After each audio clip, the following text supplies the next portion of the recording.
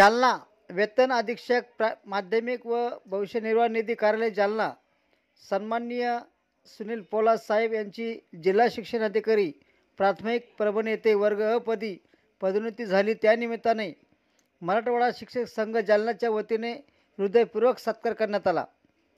यावेळी उपस्थित केंद्रीय उपाध्यक्ष ज्ञानबाजी वरवटे, जिल्हाध्यक्ष रमेशराव आंधळे, सदस्य प्रेमदास राठोड, कार्याध्यक्ष सय्यद, उपाध्यक्ष सहसचिव प्रद्युम्न काकड, गणेश मेत्रे, मुख्याध्यापक आनंदराव जायभाई, पंढरनाथ शिंदे, जगन वाघमोडे व इतर पदाधिकारी उपस्थित होते।